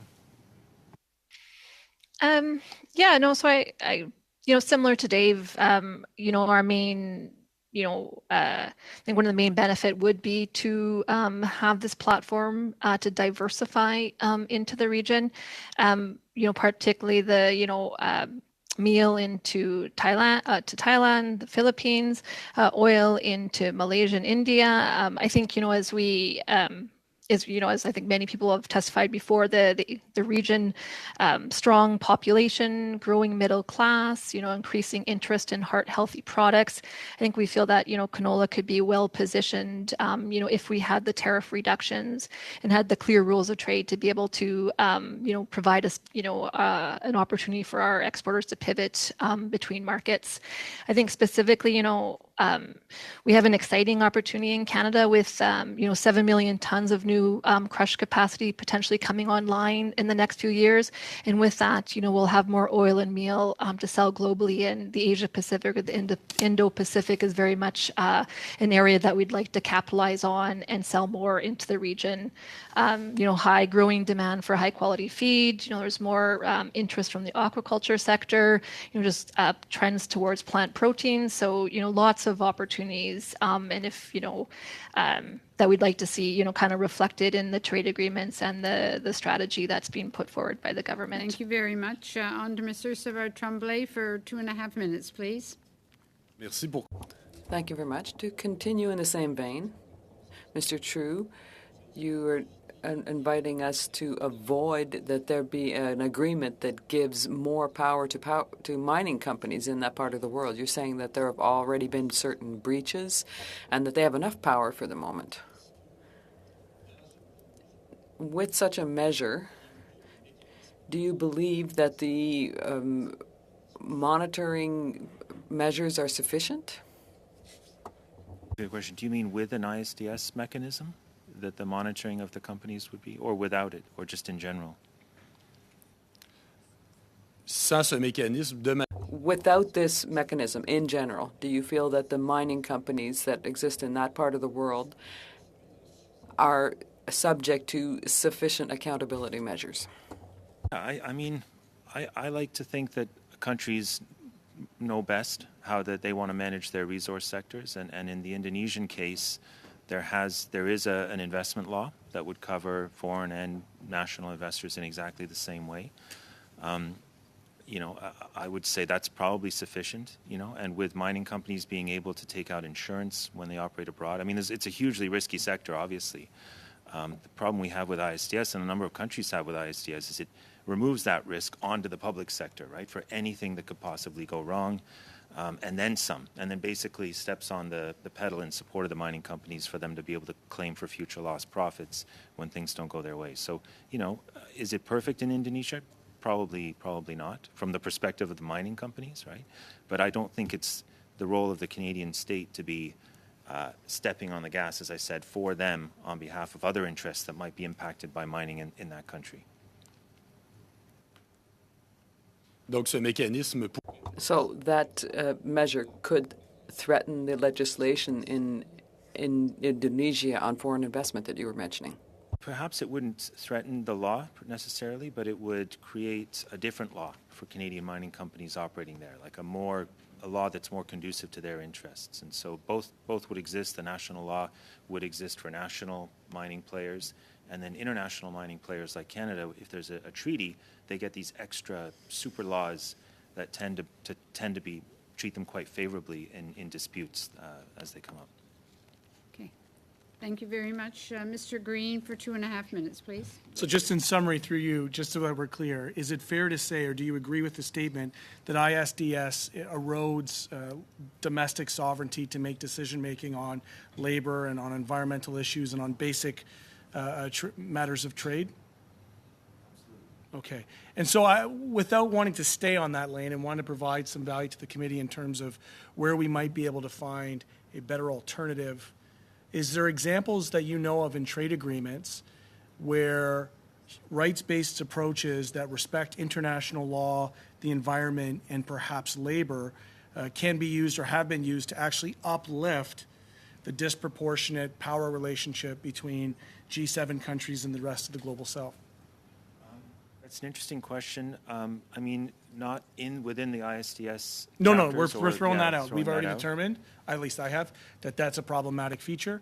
So if we were to leave that out, is there other mechanisms on the positive side that might actually uplift the working class conditions and material conditions of workers around the world, given our relationship with them through trade? I think, first of all, I'd like to commend the Canadian government in one respect, is which they did come forward with what they called the most progressive and strongest labor chapter provisions. Well, absolutely, but nonetheless, and it's been rejected by Indonesia. There are examples in the CUSMA that are quite good, right? The labor language is much better. It's much more easy to enforce. There's no onus on workers to prove that a violation occurred as a result of trade, which was impossible to prove in case studies brought under previous agreements. And then there's this rapid response mechanism that, granted, it is a bit, heavy-handed on the part of the United States in Mexico, but it's working, right? It's producing democratic workplaces in Mexico, overturning these bad unions and putting in place more democratic unions. So with my final 30 seconds, what I would like to ask through you, Madam Chair, to Mr. True, and anybody else for that matter, is that if in consideration of the testimony you've provided today, if there's additional testimony, particularly as it relates to the way in which the ISDS impacts your industries, both for and against, or ways in which you see other trade agreements might be able to help provide, a rights-based approach to trade, one that centers international law, the environment, and human rights, that'd be greatly appreciated. Thank you, Madam Chair. If someone wants to give a very brief comment, put it in writing. Thank you very much. Ms. Gray, for 5 minutes, please. Great, thank you, Madam Chair, and thank you, Madam Chair, and it's great to see all the witnesses here today. My first questions are for CAFTA, and Ms. Sato, it's nice to see you again. You had mentioned in your opening testimony the lack of respect for trade rules during this time of COVID, and we know that a lot has come out likely as a backlog of the WTO. But I was wondering if you have any thoughts on, separate from that, what needs to be in place, as we're looking at negotiating new agreements, as we're discussing here, what needs to be in place to ensure that trade rules are respected and enforced? I think the real value in free trade agreements these days is the framework for and the mechanisms for cooperation. Yes, they reduce tariffs, but they also bring partners back together to look at issues through a number of committees that are to be set up. There is a committee on agriculture. There should be a committee on SPS. There is sanitary and phytosanitary barriers, measures, a committee on technical barriers to trade, and so forth. And ultimately, all of these committees are to roll up all issues and bring them back to the highest levels for resolution. It's really important that these operate on a regular basis and that they actually function. In parallel to these, there should be also industry to government committees so that we can keep track of where issues are at. And there is some transparency and accountability for how issues progress. There should be also a review of how these free trade agreements deliver on outcomes. I think it's one thing to negotiate free trade agreements, it's another thing to implement them. So having an implementation plan or process to track how they deliver outcomes and whether companies are actually able to benefit from a commercial perspective would be important. Great, thank you for that. And I know that there's been a fair amount of conversation today about non-tariff barriers, and I think that you touched on a couple of them right now. But I'm wondering if you can give us a list as to, what some of those specific non-tariff barriers are that you hear about the most. At the top of the list, for example, you mentioned throughout COVID, right at the onset, Italy renewed its mandatory country of origin labeling, which discriminates against durum wheat and is also against EU law. there is also a need for sustainability practices of our farmers to be recognized in Europe on the canola side, to have better access as it was promised essentially in the agreement. Still staying in the in Europe, the meat processing facilities don't have their processes recognized by the EU, and our members here can further expand on this. So there is a long list. We do have our own, but certainly the Market Access Secretariat and CFIA do have a list. And last time I think I heard there were over 300 issues on that list. So a lot of work for them to tackle. What might be useful actually for this, excuse me, for this committee, as they're looking at making suggestions going into a new agreement, would be maybe to table those as part of this study, just so that we can see what they are, and it would be helpful to move forward in negotiating an agreement, if that's okay, because I know that we're running out of time here. I do want to squeeze in one more question. I'd like to go to Ms. Jackson at Cattlemen, and I know in your previous conversations at this committee on the Canada-UK trade, you had highlighted how, despite Canadian beef farmers, were gaining capacity on exports of beef to the UK, non-tariff barriers continue to be persistent.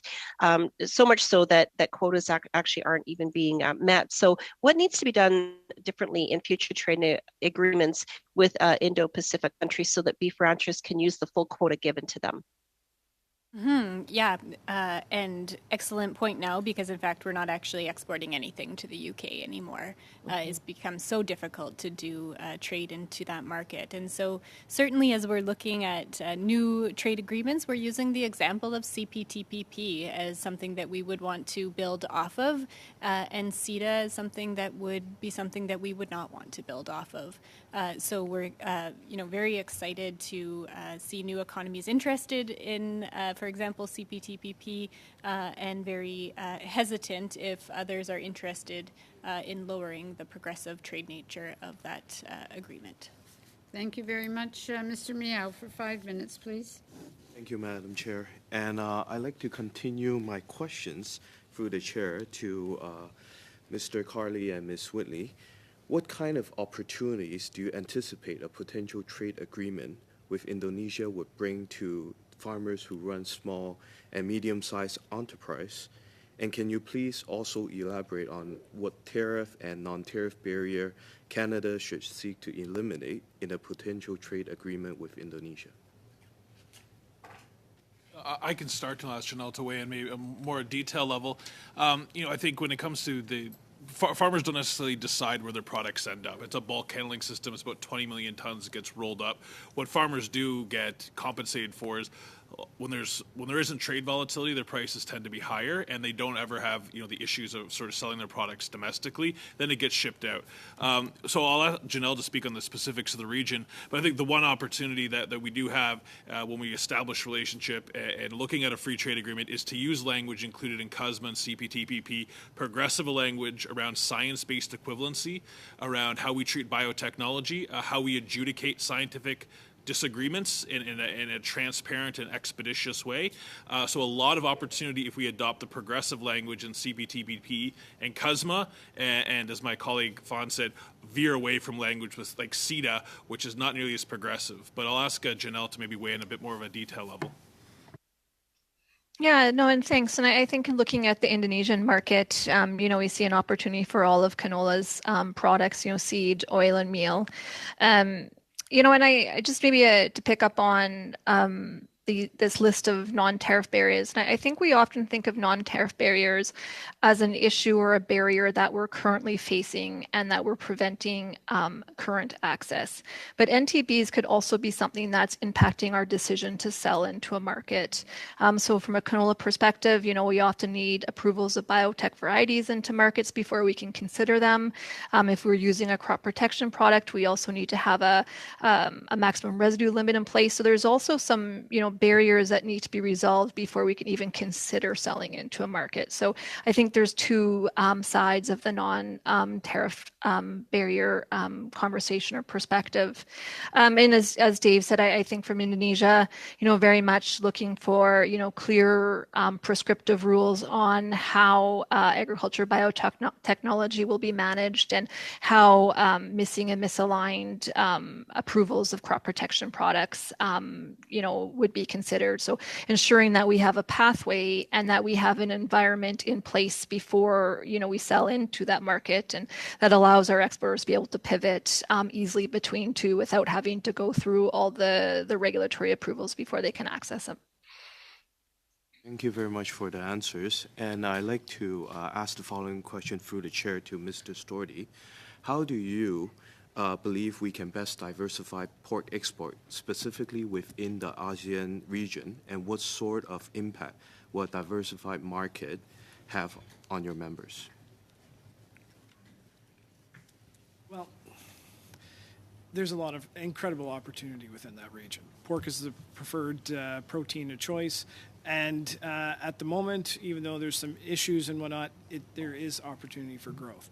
So when we do look at some of the free trade agreements, some of the terms, and building those bilateral relationships, it provides the opportunity for our industry to be flexible on where product is going to be shipped. So keeping it short, I apologize, but essentially we look at it as taking the animal and disassembling it into as many pieces as possible and maximizing the revenue. 1 week it may be in the United States, the next week it may be in Japan, for example. But if there was an opportunity or a problem that prevented us from shipping to the United States or Japan, for example, some of these agreements, FTA terms, and building relationships allows us to deviate or move that product somewhere else efficiently. And that makes a difference. Unfortunately, on the pork side, we've had too many experiences where we've depended on a market for something to change. Best example would be Russia, China, over 500, 600 containers on the water at any time en route to that country.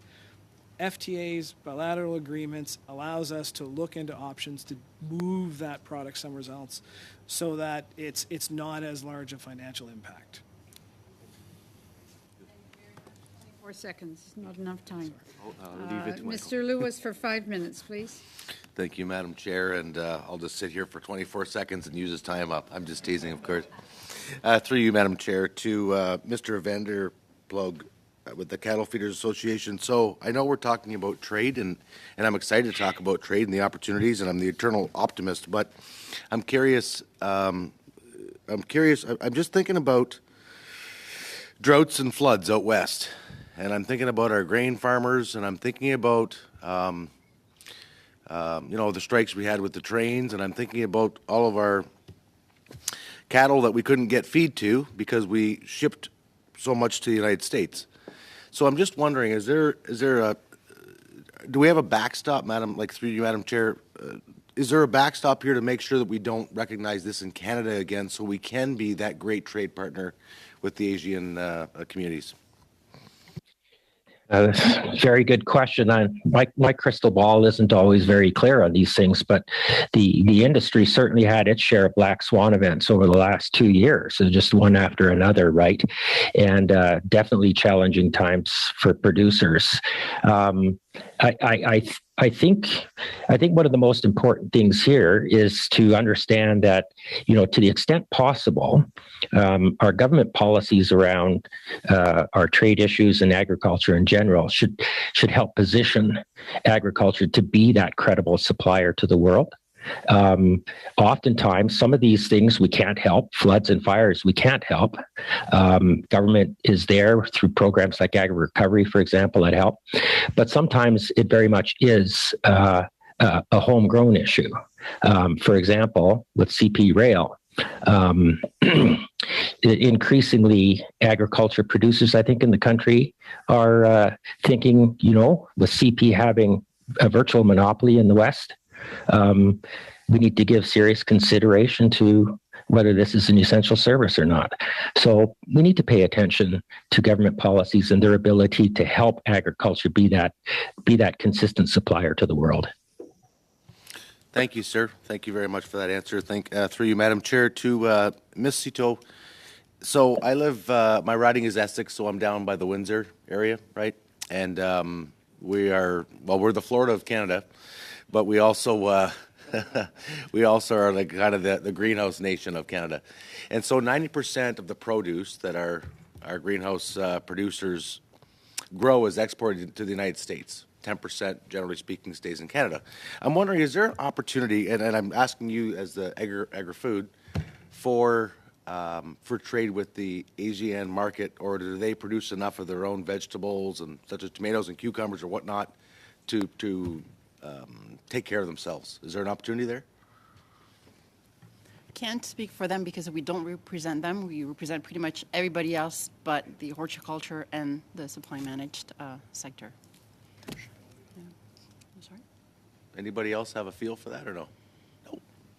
I would just, because concerns around the perishability, right? Just given that produce is such a short shelf life, right? And then the cost of refrigerated containers might make it cost prohibitive, but with root vegetables and things, it's probably an opportunity, perhaps. Would be my take. Okay, thank you.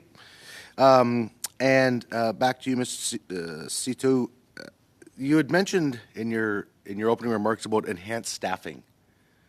And I'm wondering, so what type of enhanced staffing is that exactly, and how many jobs would be tied to that?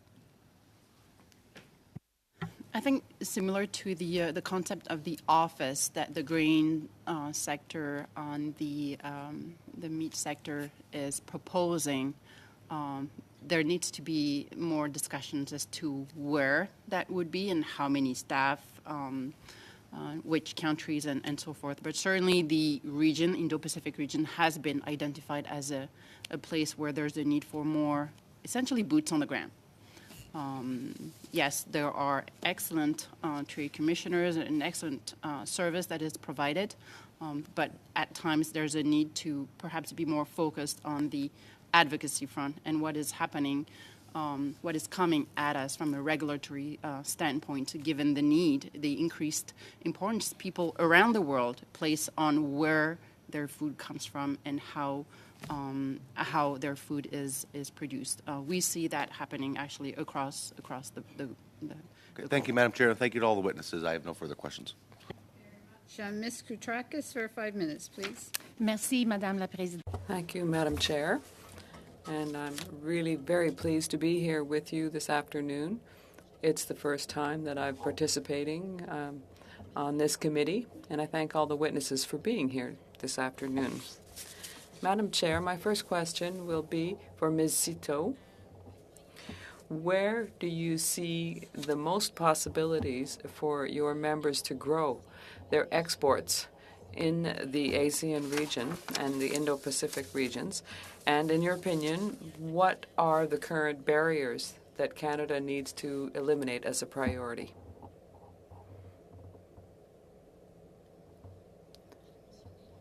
I mentioned quickly, and I'd be very pleased to send the brief that we had sent to the government through the Gazette process. But in the ASEAN region, the countries that are at the top of the list are Indonesia, through its size and growth and interest in products that Canada produces, the Philippines and Thailand in particular. In terms of the non-tariff barriers, it's very complex and varied. Some of those countries, in certain cases, supply financial support that have the effect of distortion of the markets, which also needs to be closely studied. And our members in the processing sector in particular and the sugar sector are very interested in that. So the members present here have already talked about some of the existing non-tariff barriers, and I'm aware of the fact that the rest of our members will present their views to the committee as well. So I would invite them to prepare more details for you.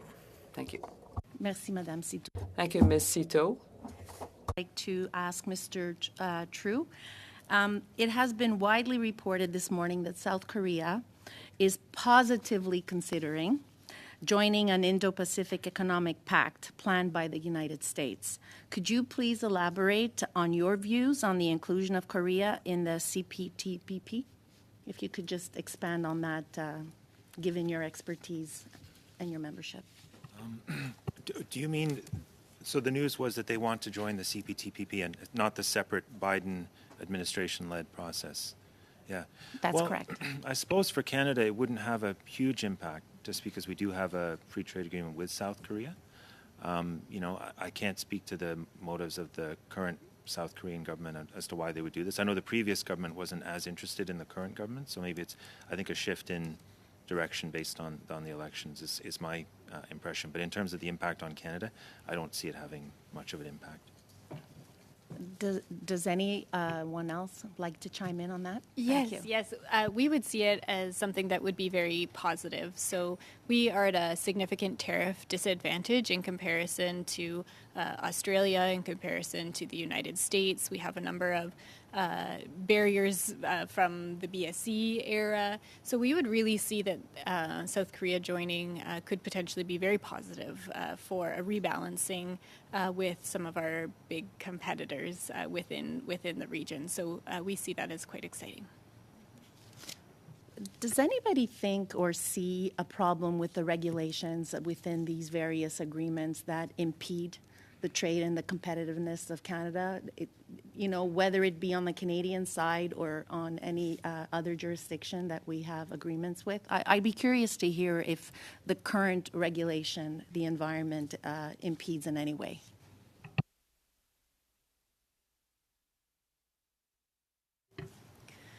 Well, maybe I can jump in. I think it really depends on the agreement and the activity of some of those committees that Claire had mentioned before, and the true dedication to resolving the issues that are brought forward. And I would say that we have seen very good progression through CPTPP of addressing some of those issues that we do have.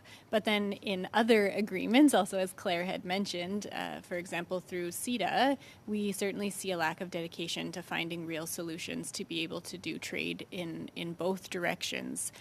So that's particularly why you'll hear this community speak very positively of CPTPP. They follow international guidelines that have been set out, whether it's through the OIE, which is the International Animal Health, or through Codex, or through these sorts of groups, and those have to be our founding parameters of the future of trade. Because if each country says, I want X, and the next country says, I want Y, and the next, well, all of a sudden we've really lost the ability to do meaningful trade. Thank you very much. On to Mr. Savard-Tremblay for 2.5 minutes, please. Madame Cito. Ms. Cito, you were saying that there was growing interest in knowing where our food comes from. And I suppose that's an international finding and a widespread opinion. So do you think that there should be a traceability mechanism that's highly developed to identify the origin of products?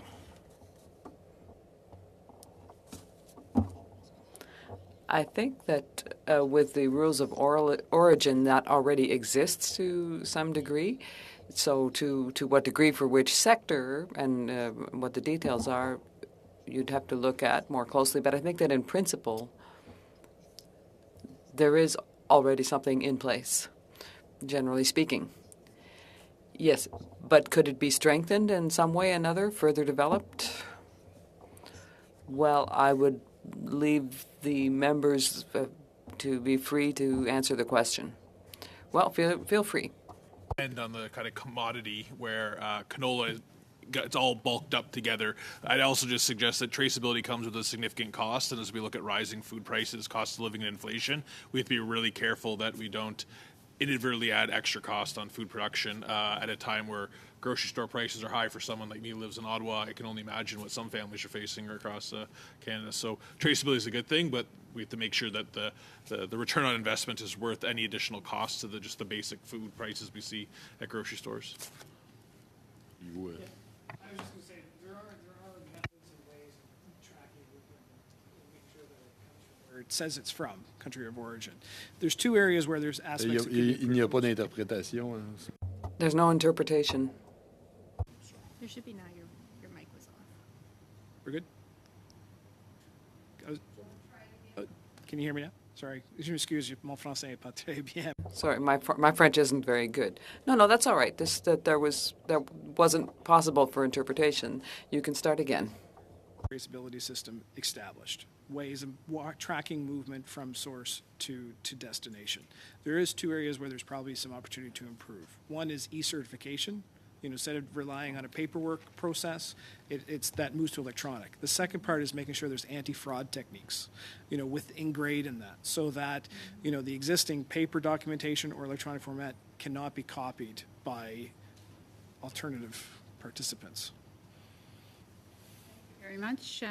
On to Mr. Green, please. Thank you, Madam Chair. And I don't know when I'll be back at this committee, so I'm going to take this opportunity I do appreciate that. For my own edification, I referenced Canada's trade relationship with Russia, and I feel like with the canola producers here, with war in the Ukraine and displacement anticipated shortages in oil seeds for cooking oil production, are there measures that the Canadian canola growers and other oil seed producers in this country could take to ensure that there are no shortages or price spikes, so mitigation strategies, especially for some of the lower income countries in Asia, some of the ones that we're looking at. So just in terms of tying it in the way in which global food insecurity in the face of war might be impacted, and is this a consideration we should have when contemplating our trade agreements with ASEAN?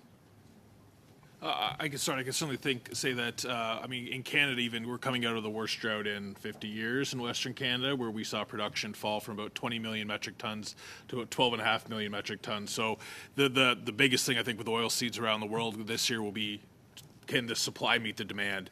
As far as pricing, that's a global market. If farmers could control that, they certainly would love to. However, with their price takers, it is a global commodity.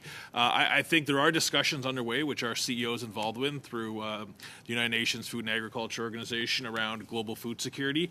I think the biggest concern coming out of the sort of Russian-Ukraine conflict will likely be more, canola is not something you eat a bowl of sort of thing, but concern around cereals, where about 40% of North Africa's cereals, oats, barley, come from that area of Russia, Ukraine, and then knock-on effects of a lot of the world's supply of fertilizer, which is key to yields to produce a lot of food, also comes from that area.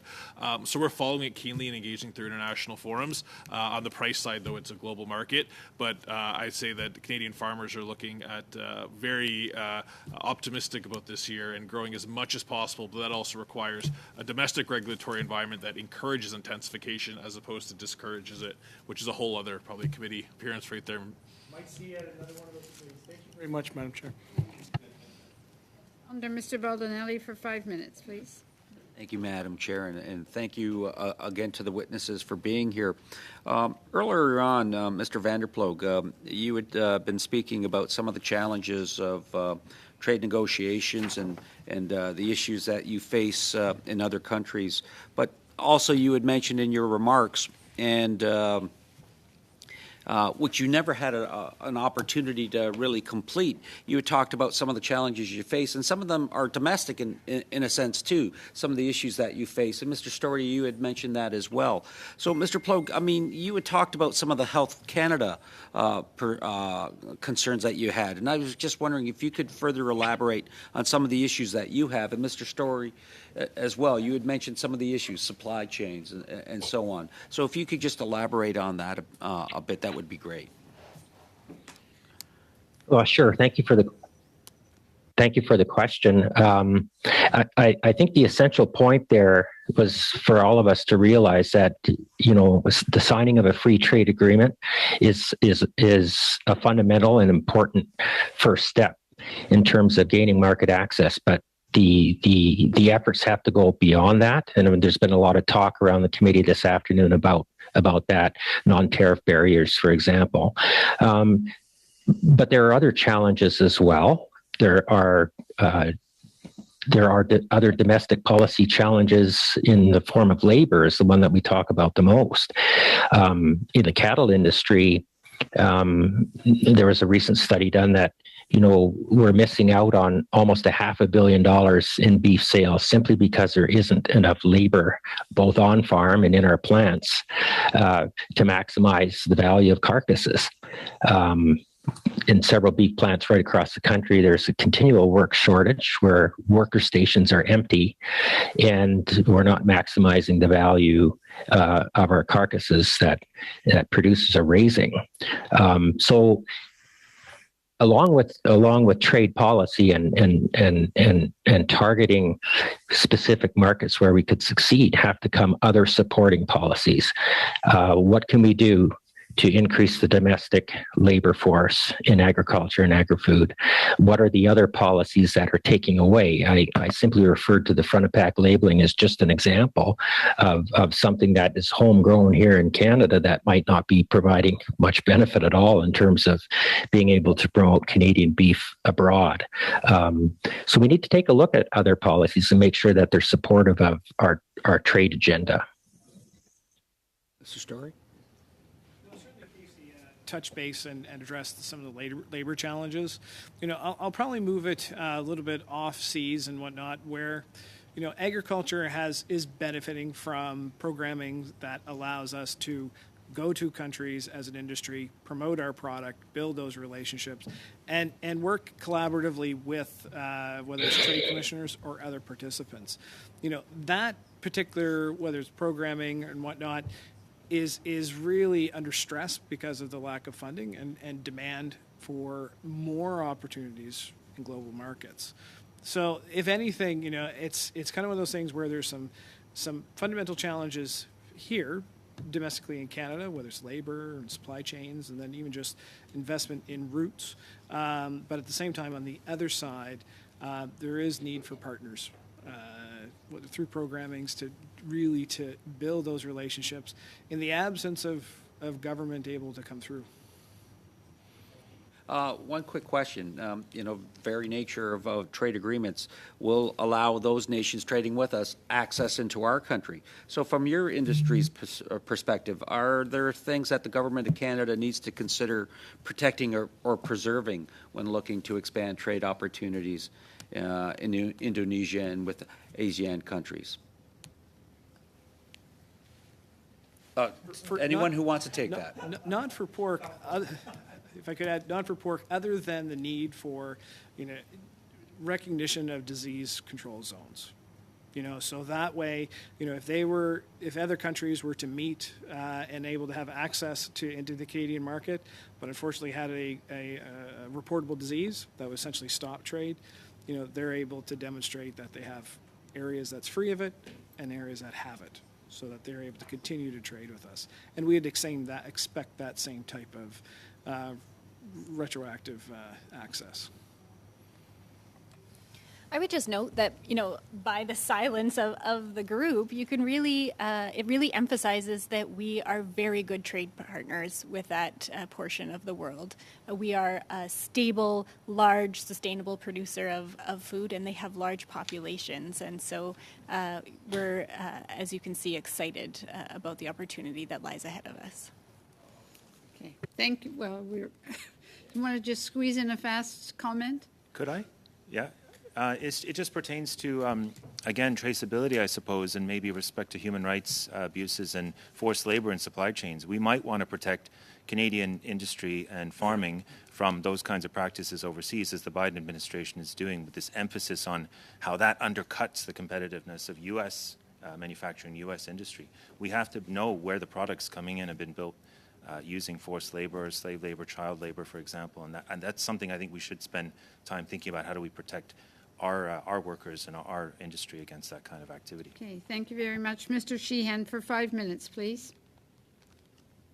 Thank you very much, Chair. And I have a question for our speakers, and I've delved into this a little bit before. And our government is supporting environmental sustainability, both domestically and abroad. And I'd like to ask specifically about agricultural clean tech exports to ASEAN countries. Do you see a path forward for Canada to export agricultural clean technologies within ASEAN countries? I can't speak to necessarily the clean tech side of it, Madam Chair, to Mr. Sheehan. I can say that, though, when you are exporting something like a Canadian canola product, which is really good at sequestering carbon and does have recognition under the International Sustainability and Carbon Certification, we are in a way exporting a very carbon neutral product. But on the clean tech side, I represent farmers and not companies, so be a bit further upstream. But more Canadian agriculture exports around the world tend to also inherently come with a better climate profile, as my colleague Mr. True was just describing some of the issues around, say, deforestation or draining of peatlands for peat or for palm. In Canada, we have a very robust sustainable practice around canola, so more canola there theoretically would be clean, but on the tech side, that would be more further upstream on the company side. Fair enough. Is that with the for the rest of you then? Pretty well. I see some nodding heads. I also have a question. Previously, when we did the TPP, there were 2 tariff lifts. We did it expeditiously for 2 reasons. In particular, for the cattlemen, we're very excited about this. Was the 2 tariff lifts that happened, as well as Canada was in a good position because a few original signatories would allow or not allow or have say in who might be involved in that particular trade agreement going forward. And we know in the area that we're discussing, some of those countries are already involved in the TPP. So through you, Madam Chair, to our witnesses, what do you think would be better, to basically have a broadened TPP, if you will, or a new deal? So through you, Chair, to our witnesses.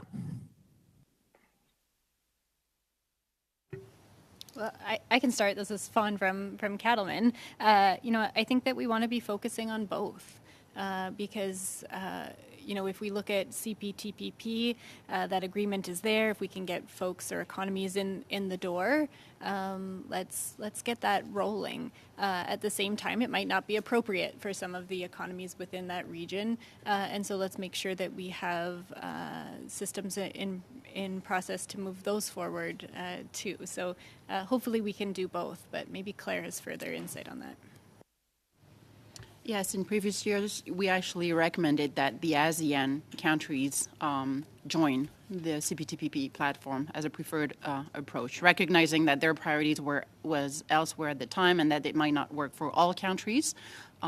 We have continued to support Canada launching trade discussions with the ASEAN, but certainly if they were to join the CPTPP platform, many view that this would strengthen the CPTPP overall.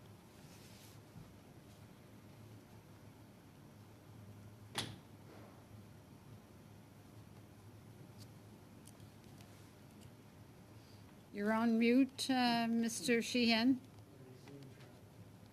Sorry about that. Through our trade deals, and it was touched on a little bit, was about how we can elevate not only the environmental situation in that particular area of the world, but also more gender equality. I think that's really, really important as well. And I would like to hear from the witnesses how might, and the reason why I'm asking this right now is we're planning a trip to go over and to be face-to-face with various countries that we hope to expand our trade deals. If you as a witness were there with us sitting at the table, what would you express is the Canadian advantage for those people to be involved with a trade deal with the association that you represent? vast amount of resources, experience, a strong and robust regulatory system that is recognized around the world, and an industry that is backed by science and really strong sustainability practices, and really at the forefront of innovation. Canola is the result of this. It's really fascinating to see the amount of innovation that the sector has, and that as a result, we are the 5th exporter of food products in the world, reliable and trusted food security partner at a time the world is changing. Very good. Anybody else? The last question that I would, I guess, Very quickly ask. then, Mr. Sheehan. Well, I get your whole backdoor tariffs. I was in high school once, and then Sault Ste. Marie MPN Trade Minister Jim Kelleher served for one term in Sault Ste. Marie, had expressed about how, as related to swine, there was some kind of inoculation that we were giving swine, and the Americans had put in some tariffs against that particular thing. How would we address those? I call them backdoor tariffs. You have non-trade barriers. What would be the advice to this committee in dealing with those? I want to have a brief answer. I think Mr. Storty is going to give it a try. The animal health side, even though WTO can be dysfunctional, there are systems with the WTO, the OIE, that help manage the discussion moving forward, and that any country follows those rules. Thank you very much. Thank you to all of our witnesses. You made the meeting very interesting by actually having you in person. So it was the time passed very quickly. So to the members, thank you all very much. To the witnesses, until the next time, thank you all very much. Meeting adjourned.